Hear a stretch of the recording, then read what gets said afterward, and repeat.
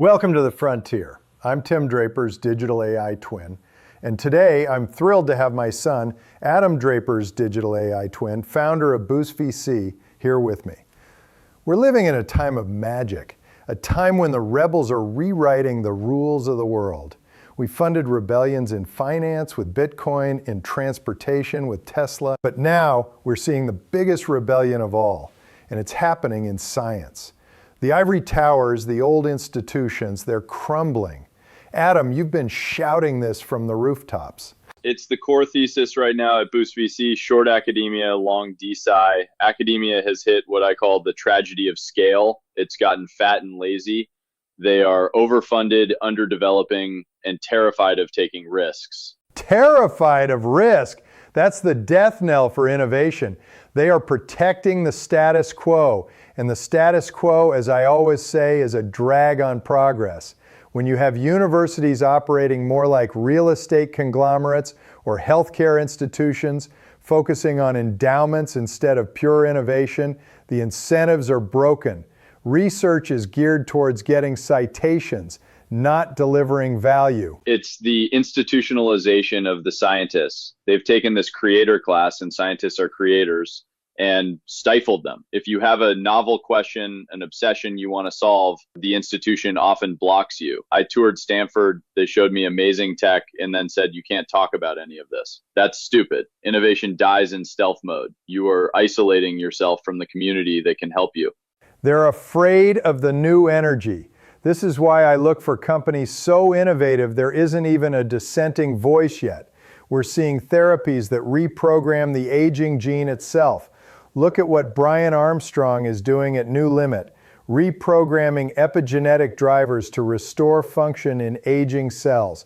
This isn't science fiction. It's healthcare 2.0, where treatments aren't prescribed, they're programmed. And that energy is exploding outside the traditional walls. We are in the punk rock era of science.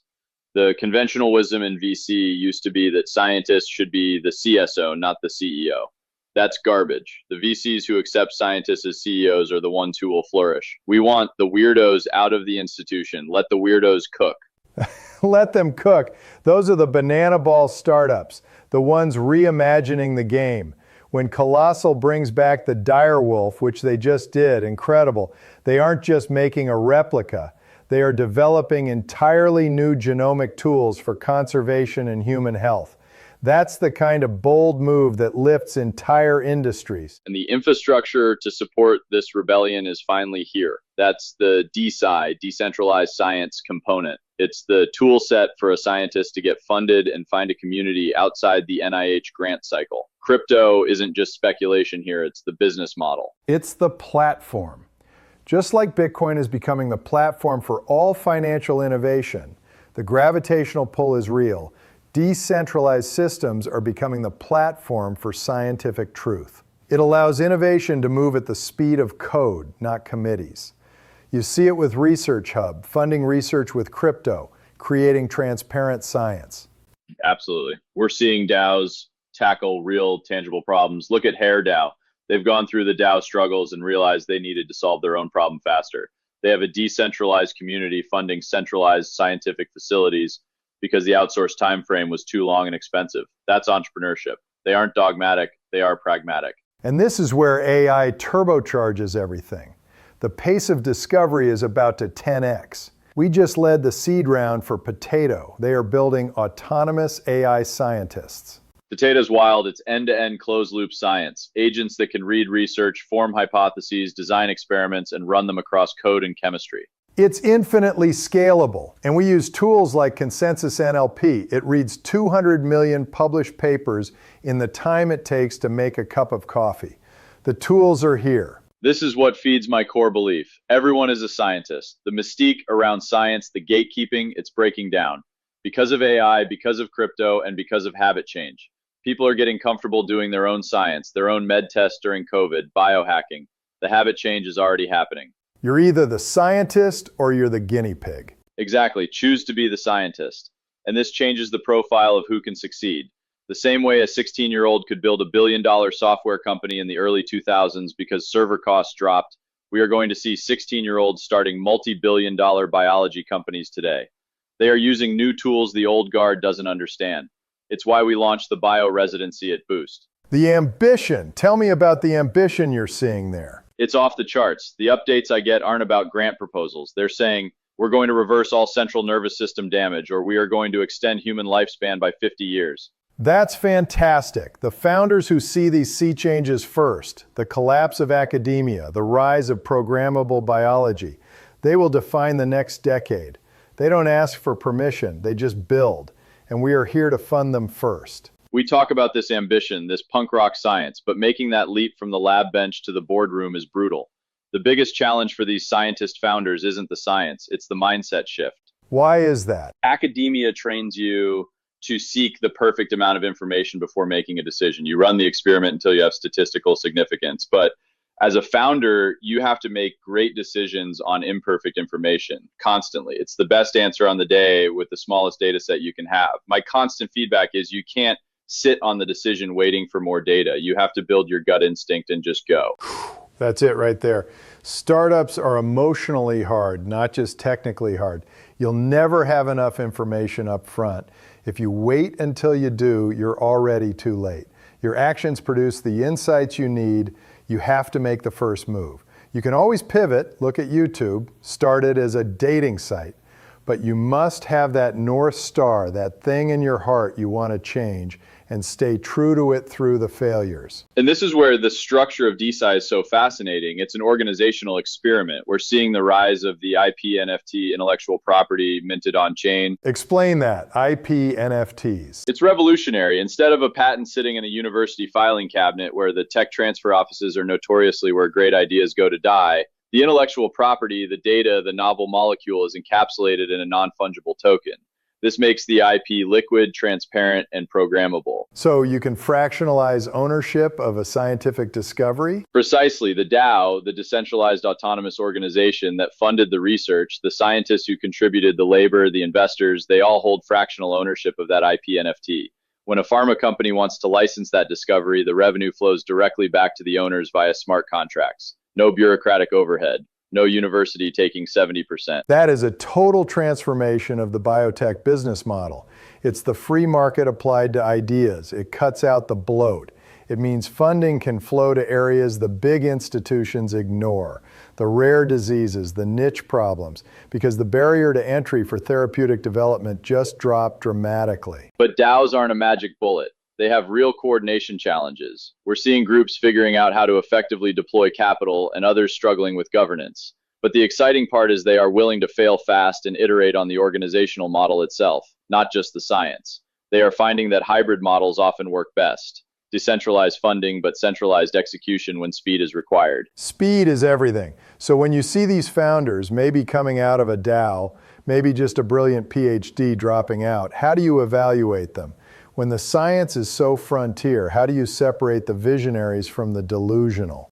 Dad, you know my favorite saying, the only difference between vision and delusion is convincing someone else that it's possible. That's a good one, but it's true.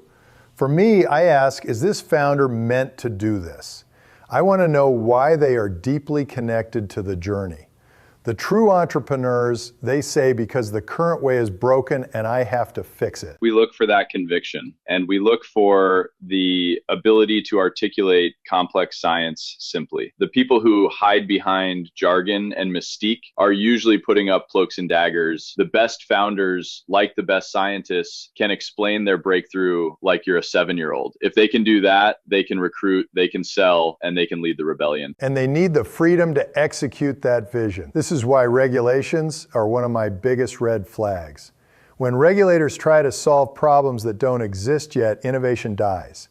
Entrepreneurs need freedom in the sandbox. That freedom is critical. And when innovation is stifled in one place, it moves. It's why I'm so bullish on things like network states and special economic zones. I visited Prospera in Honduras, and I believe it's the future. The density of talent there was next level, and they were all thinking differently. Prospera.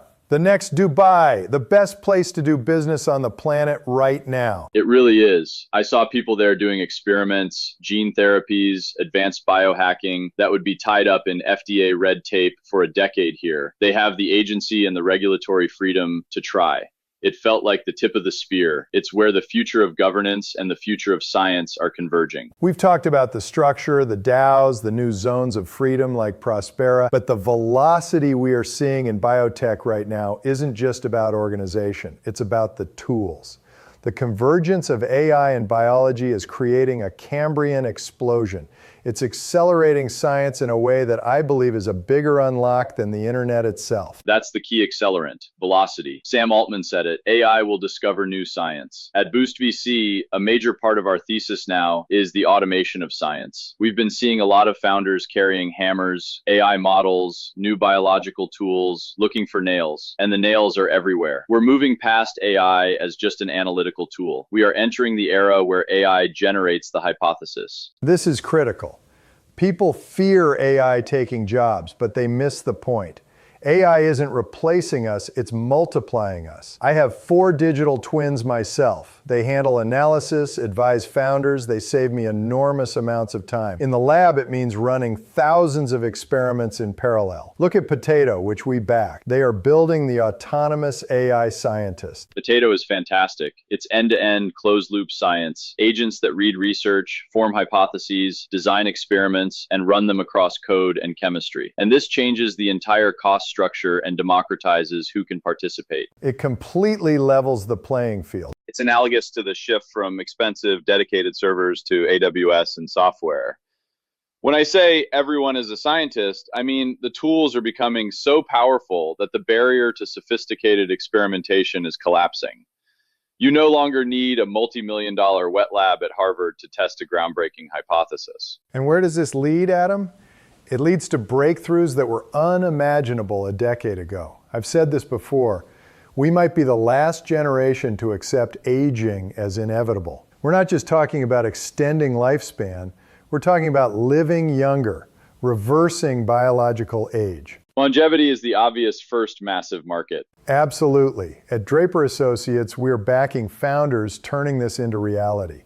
We have companies like Hexam Bio that can take a 55-year-old cell and rewind it to an embryonic state, resetting age at the cellular level. And NewLimit using AI models to iterate faster, training the AI on both successes and failures. It's a compounding effect. This is programmable medicine. I agree, but I'm pushing even further than that, Dad.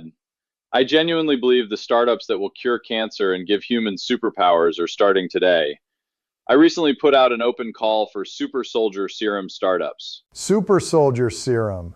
I love the audacity.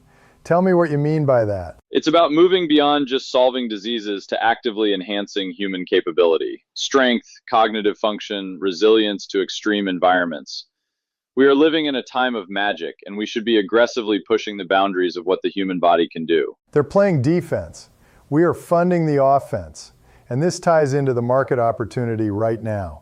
You mentioned earlier that we are in a bio-renaissance, but most people haven't noticed. Why is that? The timing is perfect, actually. Post-COVID, the public markets crushed biology. It became incredibly undervalued. A lot of capital got burned on the vaccine hype, and traditional biofunds stopped investing in new stuff. They had to protect their existing portfolios. A crisis is a terrible thing to waste. That's when the best companies are born. Airbnb, Uber, WhatsApp, all created amid market chaos. Exactly. That created a massive opening for us at the pre-seed stage to back the truly novel ideas. The world is undervaluing bioinnovation right now, which is exactly why we are doubling down. We time for innovation, not markets. When you see this level of disruption, the ability to reprogram life itself, why would you ever stop investing in it? It's the convergence of the great rebellions. First, it was Bitcoin, the rebellion against the centralized financial system. Now it's biology, the rebellion against the academic and healthcare systems. And AI is the accelerant for both. DeSci is the organizational structure where these 3 massive tectonic shifts, finance, biology, and intelligence, collide. It's a new paradigm. And when you shift the paradigm, you unlock enormous value.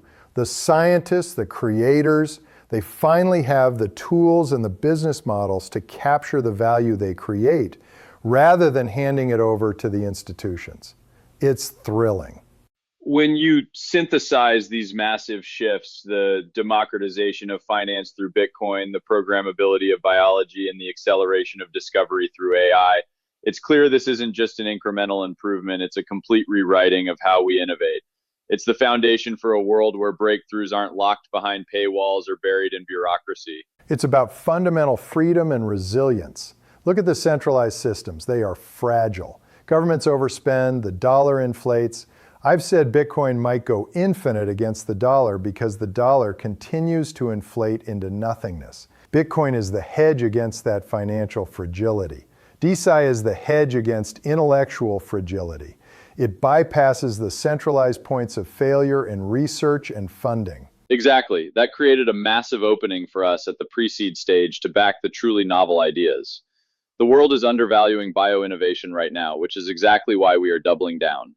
And resilience breeds speed. When you remove the committees, the tech transfer offices, and the endless paperwork, you unlock that runaway knowledge production. We are funding companies achieving in months what used to take decades. Look at Oklo building modular nuclear reactors, or Colossal bringing back species. They move fast because they have conviction, not consensus. And this environment attracts a specific archetype of founder, the ones who aren't waiting for tenure. A VC friend recently told me, it feels like Boost VC just thinks of an idea and then greenlights it, no filter. I took it as the best compliment I've ever received. We experiment. These founders look at the tool set, AI models, CRISPR, IP, NFTs, crypto rails, and they realize they can just do things. They default to movement. That's the entrepreneurial spirit we need. This is why I always advise founders, don't look for consensus. Safe bets are the riskiest bets in venture because they are obvious. The status quo will crush you. I want the banana ball ideas. I want the founders who aren't asking for permission, but are telling us where the future is headed and asking if we want to ride. We are looking for that energy.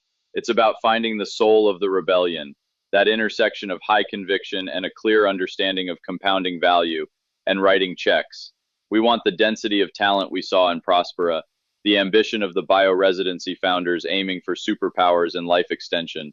So to the founders listening, the scientists, the biohackers, the rebels, why wouldn't you build right now? Innovation doesn't care about interest rates or market cycles.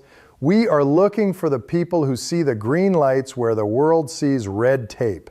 You don't need a PhD to change the world anymore. You need conviction and the willingness to use the new tools. Short academia isn't just a catchy slogan. It's an observation that the business of academia is actively fighting the innovation of academia. It's too big, too slow, and the incentives are broken.